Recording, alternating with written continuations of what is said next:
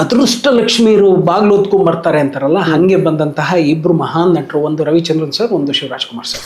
In fact ನಾನು ಅವ್ರ ಕಡೆಯಿಂದ ಹೊರಗೆ ಬಂದ್ಬಿಟ್ಟಿದ್ದೆ. 2002 ಬಂದೆ, 2005 ಮಾಡ್ತಾ ಇರ್ಬೇಕಾದ್ರೆ ಅವ್ರಿಗೆ ಅದು ಇಷ್ಟ ಇಲ್ಲ.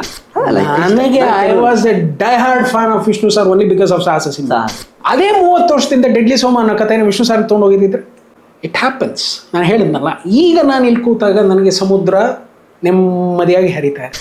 ಏನು ಉಪೇಂದ್ರ ಅವರು 1994 ಕೈ ಆಡಿಸ್ತಾರೆ ಅವ್ರ ತಲೆ ಮೇಲೆ, ನಾನು 2009 ಕೈ ಆಡಿಸ್ತೇನೆ. ಸಿನಿಮಾ ಇನ್ನೂ ಹೊರಗಡೆನೆ ಬಂದಿರಲ್ಲ. ರವಿಗೆ 3 ಸಿನಿಮಾ ಕೊಡ್ತಾರೆ, ಉತ್ತರ ನಮ್ಮಪ್ಪ, ವರದ, ಆಮೇಲೆ ಮಗಳನ್ನ ಇಟ್ಕೊಂಡು ಇನ್ನೊಂದು ಸಿನಿಮಾ ಮಾಡೋಣಮ್ಮ ಅಂತ ಹೇಳಿ ವಸಾಬಿ. ಸಡನ್ ಆಗಿ ಆ ನಾಯಿ ಆ ಬನ್ನನ್ನ ಎತ್ಕೊಳ್ಳೋ ಟೈಮ್ಗೂ ನನಗೆ ಗ್ರೀನ್ ಸಿಗ್ನಲ್ ಬೀಳೋ ಟೈಮ್ಗೂ ಎರಡೂ ಒಂದೇ. ಪ್ರತಿಯೊಂದು ವಾರನೂ ಲಂಕೇಶ್ ಪತ್ರಿಕೆ ನಮ್ಮ ಅಪ್ಪನಿಗೆ ತಂದು ಕೊಡ್ತಾ ಇದ್ದಿದ್ದೆ ನಾನು. ಯಾಕಂದ್ರೆ ವಿಡಂಬನಾತ್ಮಕ ನಾಟಕಗಳಿಗೆ ಅದೆಲ್ಲ ಬುನಾದಿ. ಬರೀ ನೀವು ನೋಡ್ತಾರೆ ಬರೀ ರವಿ ಬೆಳಗೆರೆ ಇದ್ದಾರೆ. ಉಮಾಟ ಇಂದ ಹಿಡಿದು, ಪಾಪಿಗಳ ಲೋಕದಲ್ಲಿಂದ ಹಿಡಿದು, ಮಾಂಡವಿಂದ ಹಿಡಿದು ಎಲ್ಲ ಅವರೇ ಇದ್ದಾರೆ. ಬಟ್ ನೀವು ಮಾಡಿರೋ ಬಹುತೇಕ ಸಿನಿಮಾಗಳಲ್ಲಿ ಎಲ್ಲ ಒಂದು ರೀತಿ ಹೊಸಬರು ಅಥವಾ ಇನ್ನು ಅಷ್ಟು ದೊಡ್ಡ ಹೆಸರು ಮಾಡಿದಂಥ ಕಲಾವಿದರು ಕಡಿಮೆ ಇದ್ದಿದ್ದು. 2 ಸಿನಿಮಾ ನನಗೆ ಗೊತ್ತಿರೋ ಹಾಗೆ, ಒಂದು ಮಾದೇಶ, ಇನ್ನೊಂದು ದಶಮುಖ. ಅಂದರೆ ದೊಡ್ಡ ಸ್ಟಾರ್ಗಳು, ಎಸ್ಟಾಬ್ಲಿಷ್ಡ್ ಸ್ಟಾರ್ಡಮ್ ಇರುವಂಥ ನಟರನ್ನ ಹಾಕ್ಕೊಂಡು ನೀವು ಮಾಡಿದಂಥ ಸಿನಿಮಾ. ಶಿವಣ್ಣ ಜೊತೆ ಕೆಲಸ ಮಾಡುವಾಗಿನ ಅನುಭವಗಳನ್ನ ಸರ್ ಎರಡೂ ಅದೇನೋ ಗೊತ್ತಿಲ್ಲ ಸರ್. ಎರಡೂ ನನಗೆ ಅದೇನೋ ಅದೃಷ್ಟ ಲಕ್ಷ್ಮೀರು ಬಾಗ್ಲು ಹೊತ್ಕೊಂಡ್ ಬರ್ತಾರೆ ಅಂತಾರಲ್ಲ, ಹಂಗೆ ಬಂದಂತಹ ಇಬ್ರು ಮಹಾನ್ ನಟರು, ಒಂದು ರವಿಚಂದ್ರನ್ ಸರ್, ಒಂದು ಶಿವರಾಜ್ ಕುಮಾರ್ ಸರ್. ಸೊ ಈ ಕಡೆ ಬಂತು ಅಂತಂದರೆ ಶಿವಣ್ಣನ ಸಿನಿಮಾ ಸಿಕ್ತು. ಅಫ್ಕೋರ್ಸ್ ನಾನು ಡೆಡ್ಲಿ ಸೋಮ ಮಾಡಬೇಕಾದ್ರೇ ತುಂಬ ಜನಕ್ಕೆ ಅದ್ರ ಮೇಲೆ ಒಂದು ಕಣ್ಣಿತ್ತು, ಇನ್ಕ್ಲೂಡಿಂಗ್ ನೀವು ಆಗಲೇ ಪ್ರಶ್ನೆ ಕೇಳಿದ್ರಿ ಯಜಮಾನ್ರು. ಅವ್ರಿಗೆ ಅದು ಇಷ್ಟನೇ ಇರಲಿಲ್ಲ. ಅದು ಹೇಳಲಿಲ್ಲ ನೀವು, ಅವ್ರಿಗೆ ಇಷ್ಟನೇ ಇರಲಿಲ್ಲ ಡೆಡ್ಲಿ ಸೋಮ ಮಾಡೋದು. ಇನ್ಫ್ಯಾಕ್ಟ್ ನಾನು ಅವ್ರ ಕಡೆಯಿಂದ ಹೊರಗೆ ಬಂದ್ಬಿಟ್ಟಿದ್ದೆ. 2002 ಬಂದೆ, 2005 ಮಾಡ್ತಾ ಇರ್ಬೇಕಾದ್ರೆ ಅವ್ರಿಗೆ ಅದು ಇಷ್ಟ ಇಲ್ಲ. ಇನ್ವಿಟೇಷನ್ ಕೊಡಕ್ಕೆ ಹೋದಾಗ ತುಂಬಾನೇ ಒಂಥರ ಮಾತಾಡ್ಬಿಟ್ಟಿದ್ರು ಆ ಸಿನಿಮಾ ಬಗ್ಗೆ. ಅವ್ರಿಗೆ ಅದು ಇಷ್ಟ ಇರಲಿಲ್ಲ. ಅವ್ರಿಗೇನು ಅಂದರೆ ಈ ಕ್ರೈಮು ಮತ್ತು ಈ ಬ್ಲಡ್ನೆಲ್ಲ ಅವ್ರಿಗೆ ಸ್ಕ್ರೀನ್ ಮೇಲೆ ರಾರಾಕ್ಸೋದು ಅವ್ರಿಗೆ ಇಷ್ಟ ಇರಲಿಲ್ಲ. ಕರೆಕ್ಟ್. ಅವ್ರ ಸಿನಿಮಾಗಳಲ್ಲೂ ಸರ್ ನಾನು ಒಂದು ಹೇಳ್ತೀನಿ, ನಿಮ್ಗೆ ಯಾವ್ದು ಇಷ್ಟ ವಿಷ್ಣು ಸರ್ ಪಿಕ್ಚರಲ್ಲಿ? ನನಗೆ ನಾಗರಹಾವು ಇಷ್ಟ ಆಗುತ್ತೆ, ಬಂಧನ ಇಷ್ಟ ಆಗುತ್ತೆ, ಮುತ್ತಿನ ಹಾರ ಇಷ್ಟ ಆಗುತ್ತೆ. ಓಕೆ, ಹಂಗೆ ಬರ್ತಾ ಇದ್ರೆ ಯಜಮಾನ, ಸಿಂಹ, ಕೋಟಿಗೊಬ್ಬ, ಸಾಹಸ ಸಿಂಹ ಆಗ್ಬಿಡ್ತಾ ಇದ್ದೀರಾ ಸರ್? ನನಗೆ I was A dye hard fan of Vishnu sir only because of ಸಾಹಸ ಸಿಂಹ. ಅವ್ರು ಒಂದ್ಸತಿ ಆ ಕರಾಟೆ ಫೈಟಲ್ಲಿ ನಾನು ನಿಂತಿದ ತಕ್ಷಣ ಒಂದು ರೆಡ್ ಲೈಟ್ ಹಂಗೆ ಓಪನ್ ಮಾಡ್ತಾರೆ ಗೊತ್ತಾ ಜೋಸೈಮನ್ನು, ಅಲ್ಲಿಂದ ಫಿದಾ ಆಗ್ಬಿಟ್ಟಿದ್ದೆ ಅವ್ರು ನಿಂತ್ಕೊಳ್ಳೋ ಆ ಸ್ಟೈಲ್ಗೆ. ಅದಕ್ಕೆ ಸಾಹಸ ಸಿಂಹ ಏನು ಸರ್ಟಿಫಿಕೇಟ್ ಸರ್? ಸರ್ ನೀವೆಲ್ಲ ಒಂದು ರೀತಿಯಲ್ಲಿ ಹೋಗ್ತೀರಾ, ನಾನು ಒಂದು ರೀತಿಯಲ್ಲಿ ಹೋಗ್ತೇನೆ. ವಿಷ್ಣು ಸರ್ ಅದನ್ನು ತಿರಸ್ಕಾರ ಮಾಡಿರ್ಬೋದು, ಆದರೆ ನಾನು ಸುಮ್ಮನೆ ಹೇಳ್ತೇನೆ, ಅದೇ 30 ವರ್ಷದಿಂದ ಡೆಡ್ಲಿ ಸೋಮ ಅನ್ನೋ ಕಥೆನ ವಿಷ್ಣು ಸರ್ ತೊಗೊಂಡು ಹೋಗಿದ್ದಿದ್ರೆ ಇಟ್ ಹ್ಯಾಪನ್ಸ್. ನಾನು ಹೇಳಿದ್ನಲ್ಲ, ಈಗ ನಾನು ಇಲ್ಲಿ ಕೂತಾಗ ನನಗೆ ಸಮುದ್ರ ನೆಮ್ಮದಿಯಾಗಿ ಹರಿತಾ ಇದೆ. ಅವತ್ತಿನ ದಿನಗಳಲ್ಲಿ ಇರಲಿಲ್ಲ ಅಂತ. ಅವ್ರಿಗೆ ಅವತ್ತಿನ ದಿನಗಳಲ್ಲಿ ಅದು ಬೇಕಾಗಿರಲಿಲ್ಲ. ಡೆಡ್ಲಿ ಸೋಮ ಅಂದರೆ ಯಾಕೆ ಇದನ್ನೆಲ್ಲ ತಂದು ಮಾಡ್ತೀಯಾ, ಬಿಟ್ಬಿಟ್ರೆ ನನ್ನ ಪಾಡಿನ ಮಾಡಿದೆ, ಎಲ್ಲವೂ ಆಯಿತು. ಗಂಡ ಹೆಂಡತಿ ಇನ್ವಿಟೇಷನ್ ಕೊಡೋಕೆ ಹೋದಾಗ ದೇರ್ ಹಿಟ್ಟು ಅವ್ರು ನಮಸ್ಕಾರ ಮಾಡಿದಾಗ ಕೃಷ್ಣ ಅಂದರು, ನೀವು ಕಾಲಿಗೆ ಬೀಳಬಾರ್ದು, ನೀವೀಗ ಡೈರೆಕ್ಟ್ರು, ದೊಡ್ಡ director, people they are calling you as the best technical director, you should do that ಅಂದರು. ಏನು ಮಾಡೋಕ್ಕಾಗಲ್ಲ ಸರ್. ತಿರಸ್ಕಾರ ಮಾಡುವಂತಹ ಜೀವಗಳು, ತಿರಸ್ಕಾರ ಮಾಡುವಂತಹ ಸಮಾಜ, ತಿರಸ್ಕೃತವಾದ ಭಾವನೆಯಲ್ಲಿ ನೋಡೋ ಮಂದಿಗಳೇ ತದನಂತರ ಅದೇನೋ ಹೇಳ್ತಾರಲ್ಲ ಪುರಸ್ಕಾರ ಮತ್ತೊಂದು ಮಗದೊಂದು ಮಾಡೇ ಮಾಡೋದು. ಅವಮಾನ ನಂತರ ಸನ್ಮಾನ ಅಂತ ಮಾತು. ನೀವು ಹೆದರು ಬಿಟ್ರೆ ನೀವು ಏನನ್ನೂ ಸಾಧನೆ ಮಾಡೋಕ್ಕಾಗಲ್ಲ. ಆ ನಿಟ್ಟಿನಲ್ಲಿ ಅವ್ರಿಗೆ ಅದು ಇಷ್ಟ ಇರಲಿಲ್ಲ. ತದನಂತರ ನಾನು ಮಾಡಿದಂಥ ಸಿನಿಮಾಗಳೆಲ್ಲ ಅವ್ರು ನೋಡ್ತಾ ಬಂದರು. ಗಂಡ ಹೆಂಡತಿ ಆಡಿಯೋ ಫಂಕ್ಷನ್ಗೆ ಬಂದಿದ್ರು. ಶ್ರೀವತ್ಸ ಈ ಥರ ಬೇರೆ ನಾವು ಎಡಕಲ್ ಗುಡ್ಡದ ಮೇಲೆ ಆ ಥರದ ಸಿನಿಮಾಗಳು ನೋಡಿದ್ವಿ, ಅದನ್ನೇ ಸ್ವಲ್ಪ ಹಂಗಂದು ಈ ಕಡೆ ಬಂದಿದ್ದಾರೆ. I don't know people how they judge or how they accept ಅಂತಂದರು. ಅದು ಮುಗೀತು. ರಾಜೀವ್ ಅವ್ರ ಬಗ್ಗೆ ಅವ್ರ ಹತ್ರಕ್ಕೂ ನಾನು ಹೋಗಿರಲಿಲ್ಲ, ಅದೊಂದು ದೊಡ್ಡ ಹೊಡೆತ. ಅದಾದಮೇಲೆ ಮಾಧ್ಯಮ ನನ್ನ ಮೇಲೆ ಬೈದಿದ್ದು, ಮಾಧ್ಯಮ ನನ್ನನ್ನು ಉಗಿದಿದ್ದು ಎಲ್ಲೋ ಏನೋ ಇತಿಹಾಸ. ಶಿವಣ್ಣ ಅವ್ರು ಬಂದು ತಿರ್ಗಾ ಕಾಂಪ್ರಮೈಸ್ ಮಾಡ್ತಾರೆ ನನ್ನ ಮತ್ತು ಮೀಡಿಯಾಗೆ. ಅದಾದಮೇಲೆ ಅವ್ರ ಸಿನಿಮಾ ಸ್ಟಾರ್ಟ್ ಆಗುತ್ತೆ. ಅವ್ರ ಸಿನಿಮಾ ಸ್ಟಾರ್ಟ್ ಆದಮೇಲೆ he was just gem of A person. ಏನು ಉಪೇಂದ್ರ ಅವರು 1994 ಕೈ ಆಡಿಸ್ತಾರೆ ಅವ್ರ ತಲೆ ಮೇಲೆ, ನಾನು 2009 ಕೈ ಆಡಿಸ್ತೇನೆ. ಸ್ಟೈಲ್ ಪಾಪ ಒಪ್ಕೋತಾರೆ. ನಿಂಗೇನು ಬೇಕು ಹೇಳಮ್ಮ, ನಾನು ಮಾಡ್ಕೊಡ್ತೀನಮ್ಮ, ಏನೋ ಮಾಡ್ಕೊಂಡಿದ್ದಾನೆ ಅವ್ನ ಕಥೆಯನ್ನು ಅಂತಾರೆ. ನಾನು ನಂಜನಗೂಡಿಂದ ಒಂದು ಕ್ಯಾರೆಕ್ಟರ್ನ ಇಲ್ಲಿಗೆ ತೆಗೆದುಕೊಂಡು ಬಂದು, ಇಲ್ಲಿಂದ ಮೈಸೂರು ಜೈಲು, ಇಲ್ಲಿಂದ ತಿರ್ಗಾ ತೆಗೆದುಕೊಂಡು ಹೋಯ್ತು ಅಂತಂದರೆ Australia, nook and corner of the Australia, Brisbane, ಅಲ್ಲಿ ಇಲ್ಲಿ ಶೂಟ್ ಮಾಡಿ, ಅಲ್ಲಿಂದ ಬ್ಯಾಂಕಾಕಿಗೆ ಬಂದು ಮಾರ್ಚರಿಗೆ ಎಲ್ಲ ಕಡೆ ಆ ಜೀವವನ್ನು ಕರ್ಕೊಂಡು ಹೋಗ್ತೇನೆ. ಒಂದು ಸಿನಿಮಾದಲ್ಲಿ ಇಷ್ಟು ಜರ್ನಿಯ ಶೃಂಗೇರಿ ಮಠಕ್ಕೆ ಹೋಗಿ ಕುಂಬಳಕಾಯಿ ಹೊಡಿತೇವೆ, ಏನೇನೋ ಇತ್ತು ಆ ಸಿನಿಮಾದಲ್ಲಿ. ಅವರು ನನ್ನನ್ನು ನಂಬಿ ಹೇಗೆ ಕೊಟ್ಟರು, ನಾನು ಕೂಡ ಆ ನಂಬಿಕೆಗೆ ಎಲ್ಲೂ ಹುಸಿಯಾಗದೆ ಮೋಸವಾಗದೆ ನಾನು ಕೆಲಸ ಮಾಡಿದೆ. ರವಿಯನ್ನು ಊಹಿಸ್ಕೊಂಡು ಅವರು ಸೆನ್ಸಾರ್ ಆಫೀಸರ್ ಮೇಲೆ ಯುದ್ಧಕ್ಕೆ ಬೀಳ್ತಾರೆ. ರವಿಯನ್ನು ಊಹಿಸ್ಕೊಂಡು, ಯಾಕೆಂದರೆ ರವಿ ಮಾಡಿದ್ದಾನೆ ಅಂತ. ಸಿನಿಮಾ ಇನ್ನೂ ಹೊರಗಡೆನೆ ಬಂದಿರಲ್ಲ, ರವಿಗೆ 3 ಸಿನಿಮಾ ಕೊಡ್ತಾರೆ. ಉತ್ತರ ನಮ್ಮಪ್ಪ, ವರದ, ಆಮೇಲೆ ಮಗಳನ್ನ ಇಟ್ಕೊಂಡು ಇನ್ನೊಂದು ಸಿನಿಮಾ ಮಾಡೋಣಮ್ಮ ಅಂತ ಹೇಳಿ ವಸಾಬಿ, ಒಂದು ಬ್ಯೂಟಿಫುಲ್ ಫಿಲಮ್ ಮಾಡೋರು ಈಗಲೂ ಮಾಡಿ, ಶಿವಣ್ಣನ ಯಾರನ್ನಾರು ಇಟ್ಕೊಂಡು ತಂದೆ ಮಗಳು ಸೆಂಟಿಮೆಂಟು. ಆ ಸಿನಿಮಾ ಮಾಡೋಕ್ಕೆ ಹೊರಡ್ತೇವೆ. ಓಮ್ 2 ಮಾಡೋಕ್ಕೆ ಹೋಗ್ತೇವೆ. ಇಡೀ ಸೌತ್ ಇಂಡಿಯಾದಲ್ಲಿ ಅಲ್ಲಾಡೋಗುತ್ತೆ ಆ ಮಟ್ಟದ ಒಂದು ಇದು ಪ್ರೆಸ್ಟೀಜಿಯಸ್ ಪ್ರೆಸ್ ಮೀಟ್ ಮಾಡ್ತೇವೆ. ಕರೆಕ್ಟ್. 4 ಸಿನಿಮಾ ಶಿವಣ್ಣ ಯಾರು ಕೊಟ್ಟಿದ್ದಾರೆ before release. I love him like anything, but fate it separated us. ಏನು ಮಾಡೋಕ್ಕಾಗಲ್ಲ, ಅಷ್ಟೇ. ಇದಿಷ್ಟೇ ಹೇಳ್ತೀವಿ, ತಾಯಿ ಜೊತೆ ನಾವು ಎಷ್ಟು ದಿವಸ ಇಡಬೇಕು ತಾಯಿ ಮಡ್ಲಲ್ಲಿ, ನಾವು ಅಷ್ಟೇ ಇರೋಕ್ಕಾಗತ್ತೆ, ಅದ್ರ ಮೇಲೆ ಇರೋಕ್ಕಾಗಲ್ಲ. ಪ್ರಕೃತಿ ಹೊರಗೆ ಕರ್ಕೊಂಡ್ಬಿಡುತ್ತೆ. ಹಾಗೆ ತಾಯಿ ಜೊತೆ ಎಷ್ಟು ವರ್ಷಗಳ ಕಾಲ ಅವಳು ಆ ಒಂದು ಹಾಕ್ತಾಳಲ್ಲ ತುತ್ತು, ಅದನ್ನು ತಿನ್ಕೊಂಡು ಬದುಕೋಕ್ಕಾಗತ್ತೆ ಅಷ್ಟೇ. ಅದಾದಮೇಲೆ ಅವಳು ಹೊರಟೋಗ್ತಾಳೆ. ಅದೇ ರೀತಿಯಲ್ಲಿ ಶಿವಣ್ಣಂದು ನಂದು ಸಂಬಂಧ ಅಷ್ಟೇ ಇತ್ತಿತ್ತು. ಅದ್ರ ಮೇಲೆ ಏನೇನೇನೋ ನಾವು ಗೋಪುರ ಕಟ್ಟಿದ್ವಿ, ಗೋಪುರ ಗಾಳಿ ಗೋಪುರ ಅದು ಓಡ್ದೋಯ್ತದೆ ಅಷ್ಟೇ. ನಾವು ಕಮ್ ಟು ರವಿಚಂದ್ರನ್ ಸರ್. ಸಡನ್ನಾಗಿ ಸ್ವರೂಪ ಬಾಬು ಸರ್ ಅವ್ರು ತಂದುಕೊಟ್ಟಂಥ ವರ ಅದು.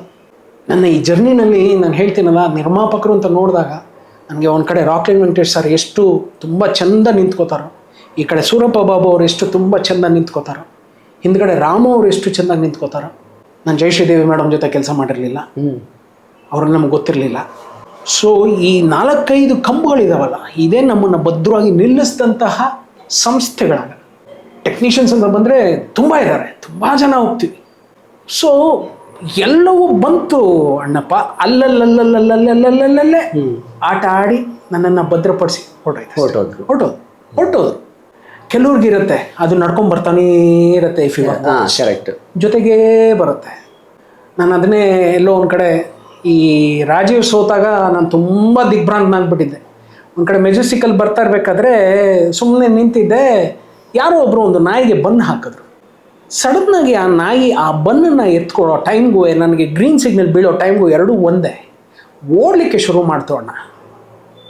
ಸುಮ್ಮನೆ ನಾನು ಹೋಗ್ತಾನೇ ಇದ್ದೀನಿ, ಎಲ್ಲಿ ಆ ಕೆಂಪೇಗೌಡ ಸರ್ಕಲಿಂದ ಹಿಡಿದು ಮೆಜೆಸ್ಟಿಕ್ಗೆ ಟರ್ನ್ ಮಾಡಿ ಅಲ್ಲಿಂದ ಕೆಳಗಡೆ ಹೋದರೆ ನಮಗೆ ವೆಂಕಟೇಶ್ವರ ಸ್ವೀಟ್ಸ್ ಅಂತಿದೆ, ಅಲ್ಲಿ ಹೋಗಿ ಲೆಫ್ಟ್ಗೆ ಅದು ಹೊರಟಿರೋದು ಓಡಕ್ಕೆ, ಅಲ್ಲಿ ಬಂದು ತೆಗೆದುಕೊಂಡು ಅದು ನಿಂತದ್ದು ವೆಂಕಟೇಶ್ವರ ಸ್ವೀಟ್ಸಿನ ಒಂದು ಗಲ್ಲಿಯಲ್ಲಿ ನಿಧಾನವಾಗಿ ಬಂದು ಬನ್ನನ್ನು ಕೆಳಗೆ ಹಾಕಿ ಸುತ್ತಮುತ್ತ ನೋಡ್ತಾ ತಿರ್ಗಾ ನಿಧಾನವಾಗಿ ಕೂತು ಬನ್ನನ್ನು ನಿಧಾನವಾಗಿ ನೆಕ್ತಾ ಹಂತವಾಗಿ ತಿನ್ನಕ್ಕೆ ಶುರು ಮಾಡ್ತು. Here I want to say that is the success, the bun is the success.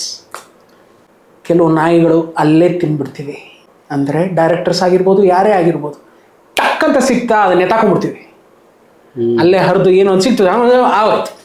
ಕೆಲವ್ರು ಹಾಗಲ್ಲ, ಅದನ್ನು ಎತ್ಕೊಂಡು ಓಡ್ತಾ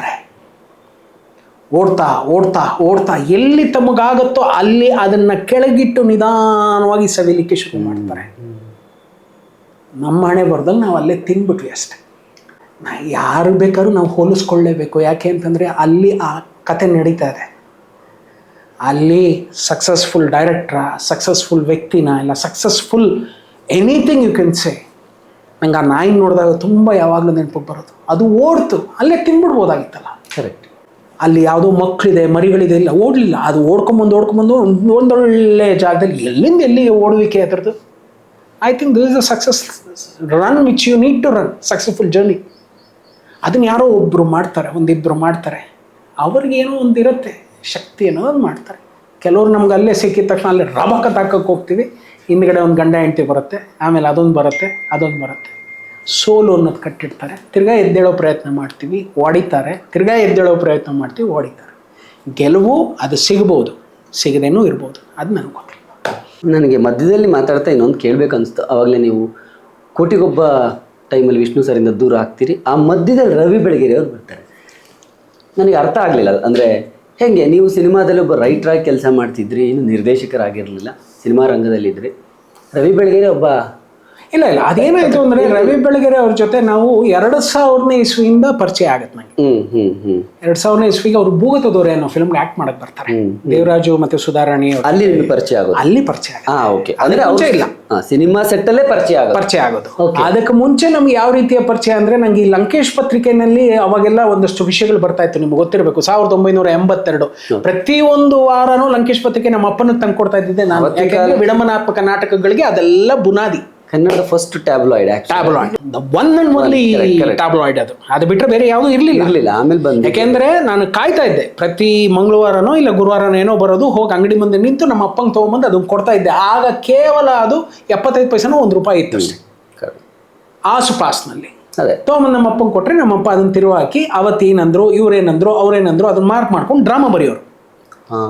ತದನಂತರದ 94-95 ಇಸ್ವಿ ಬಂದಾಗ ಈ ಕಪ್ಪು ಬಿಳುಪಿನ ಸುಂದರಿ ಎಂಟ್ರಾದ್ಲು ಹಾಯ್ ಬೆಂಗಳೂರು.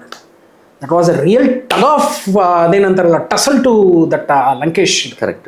5 ವರ್ಷ ನಮ್ಮಪ್ಪ ಏನೆಲ್ಲ ಮಾಡ್ತಾ ಇದ್ರು ನಾನು ಬರಿತಾ ಇರಲಿಲ್ಲ, ಬಟ್ ಇಲ್ಲಿಗೆ ಏನು ಬರಿತಾ ಇದ್ದೆ, ಹಿ ವಾಸ್ ಅದೇನೋ ಅಂತಾರಲ್ಲ ಒಂಥರ ಇನ್ಸ್ಪೈರಿಂಗ್ ರೈಟರ್ ಅವರು ರವಿ ಬೆಳಗೆರೆ. ಸತ್ಯವನ್ನ ಹಾಗೆ ಒಡದೊಡ ಮಗ ಕುಡಿತಾ ಇದ್ರು, ಹೌದು, ಮೊಣಚಾಗಿ ಬರಿತಾ ಇದ್ರು, ಇದ್ದಾಗೆ ಹೇಳ್ತಾ ಇದ್ರು. ಆ ಗಟ್ಸ್ ನಂಗೆ ತುಂಬ ಇಷ್ಟ ಆಗ್ತಿತ್ತು. ಗೊತ್ತಿದ್ದಂಗೆ 2000 ಇಸ್ವಿ ಜಾಯ್ನ್ ಆಗ್ತೀವಿ. ಸೊ ಜಾಯಿನ್ ಆಯಿತು ಅಂದಾಗ ಅಲ್ಲಿಂದ ಹಗಲು ರಾತ್ರಿ ಅವ್ರ ಜೊತೆ ಓಡಾಡೋದು, ಡೈಲಾಗ್ ಹೇಳ್ಕೊಡೋ ಥರದಲ್ಲಿ ಶುರು ಆಗಿ, ತದನಂತರ ಅಸೋಸಿಯೇಟ್ ಅಂತ ಗೊತ್ತಾಗ್ಲಾಗಿ, ನೀನು ಈ ಪುಸ್ತಕ ಓದು ಮರ, ಈ ಪುಸ್ತಕ ಓದು ಮಾಡು, ಅದು ಓದು ಇದು ಓದು ಎಲ್ಲ ಕೊಡ್ತಾ ಕೊಡ್ತಾ ಕೊಡ್ತಾ ಕೊಡ್ತಾ ನನ್ನ ಮನೆಯಲ್ಲಿ ಪುಸ್ತಕದ ಲೈಬ್ರರಿ ಬರೀ ನೀವು ನೋಡ್ತವ್ರೆ ಬರೀ ರವಿ ಬೆಳಗೆರೆ ಇದ್ದಾರೆ. ಉಮಾರ್ಟದಿಂದ ಹಿಡಿದು, ಪಾಪಿಗಳ ಲೋಕದಲ್ಲಿಂದ ಹಿಡಿದು, ಮಾಂಡವಿಂದ ಹಿಡಿದು ಎಲ್ಲ ಅವರೇ ಇದ್ದಾರೆ ನನ್ನ ಮನೇಲಿ. ನೀವು ನೋಡ್ತು ಅಂತಂದರೆ ಹಿ ಬಿಕೇಮ್ ಸೋ ಕ್ಲೋಸ್. ಒಂದೊಂದು ಪುಸ್ತಕ ನನ್ನ ಮನೇಲಿ ಸೇರ್ತಾ ಅವ್ರ ಹತ್ರ ನಾನು ಅಷ್ಟು ಇದಾಗ ಶುರು ಆದೆ. ತದನಂತರ ದಿನಗಳಲ್ಲಿ we started doing crime diary. ಪ್ರೀತಿಯ ವೀಕ್ಷಕರೇ ಅಂತ ಸ್ಟಾರ್ಟ್ ಮಾಡ್ತಾ ಇದ್ರೆ ಬ್ಯಾಮ್ ಅಂತ ಹಿಂದ್ಗಡೆ ರಿಕಾರ್ಡಿಂಗು ಎಡಿಟಿಂಗ್ ಮಾಡೋಕ್ಕೆ ಶುರು ಮಾಡಿದ್ವಿ. ಅಲ್ಲಿಂದ ನನ್ನ ಹತ್ರ ಈಗಲೂ ಒಂದು ಪತ್ರ ಇದೆ, ಸತ್ಯ ಅನ್ನೋ ಒಂದು ಸಿನಿಮಾ ರಿಲೀಸ್ ಆಗುತ್ತೆ ಆ ಟೈಮಲ್ಲಿ. ನಾನು ಇದರಲ್ಲೇ ಸಿಕ್ಕಾಕೊಂಡ್ಬಿಡ್ತಾ ಇದ್ದೀನಿ, ನಾನು ಮುಂಚೆ ಹೊರಗೆ ಕಳಿಸಿ ಅಂತ ಹೇಳಿ ಒಂದು ಪತ್ರ ಬರಿತೀನಿ ರವಿ ಬೆಳಗೆರೆ ಅವ್ರಿಗೆ. ಡೆಡ್ಲಿ ಸೋಮ ಟೈಮ್ನಲ್ಲಿ ನಾನು ಕಂಡಂತಹ ಡೆಡ್ಲಿ ಸೋಮನನ್ನು ಪರದೆ ಮೇಲೆ ತಂದು ರಾರಾಜಿಸಿದಂತಹ ರವಿ ಶ್ರೀವತ್ಸ ಅಂತ ಒಂದು ಪತ್ರ ಬರೆದಿರೋದಿದೆ. ಸೊ ಈ ಒಂದಷ್ಟು ವಿಷಯಗಳಲ್ಲಿ ರವಿ ಬೆಳಗೆರೆ ಜೊತೆ ಹೋಗ್ತೇನೆ. ತದನಂತರ ಅವರು ಆಕ್ಟ್ ಮಾಡ್ತಾರೆ ಸಿನಿಮಾದಲ್ಲಿ, ಗಂಡ ಹೆಂಡತಿಲಿ ಆಕ್ಟ್ ಮಾಡ್ತಾರೆ. ರಾಜೀವಲ್ಲಿ ಒಂದು ಕಡೆ ಬ್ಯೂಟಿಫುಲ್ ಮೆಸೇಜ್ ಪಾಸ್ ಮಾಡ್ತಾರೆ. ಆಮೇಲೆ ಮಾದೇಶದಲ್ಲಿ ವಿಲನಾಗೆ ಆಕ್ಟ್ ಮಾಡ್ತಾರೆ. ಟೋಟ್ಲಾಗಿ ಅವ್ರಿಗೊಂದು ತುಂಬ ಆಸೆ ಇತ್ತು, ನಾನು ಮಾಡ್ತೀನಿ ಕಣೋ ಅನ್ನೋರು. ಬೇಡ ಅಣ್ಣ ನಿಮ್ಮದು ಟೈಮ್ ಎಲ್ಲ ತುಂಬ ಕಷ್ಟ, ನಾನು ಮಾಡ್ತೀನಿ ಕಣ, ಒಂದು ಅವಕಾಶ ಕೊಡು. 6:30 ಸೆಟ್ಟಲ್ಲಿ ಇರೋರು ಅವರು. ಇತ್ತು ಒಂದಷ್ಟು ಒಡನಾಟಗಳಿತ್ತು, ಎಲ್ಲವೂ ಆಯಿತು, ಅದು ಕೂಡ ಹಳ್ಸೋಯ್ತು. ಅದಿರುತ್ತೆ ಸರ್. ಏನಾಗುತ್ತೆ ಅಂದರೆ ಒಂದು ಸ್ಯಾಚುರೇಷನ್ ಪಾಯಿಂಟ್ ಅಂತ ಒಂದು ಬರುತ್ತೆ. ಯಾವುದನ್ನು ನಾನು ಎಲ್ಲಿಯೂ ತಲೆ ಮೇಲೆ ಹೊತ್ಕೊಂಡು ಕೊನೆಯವರೆಗೂ ತಂದ್ಕೊಂಡಿದ್ದಿಲ್ವೇ ಇಲ್ಲ. ಅಲ್ಲಲ್ಲಿಗೆ ಅದೇನೋ ಹೇಳ್ತಾರಲ್ಲ, ಎಳ್ಳು ನೀರು ಬಿಟ್ಟು ಪಾಡಿ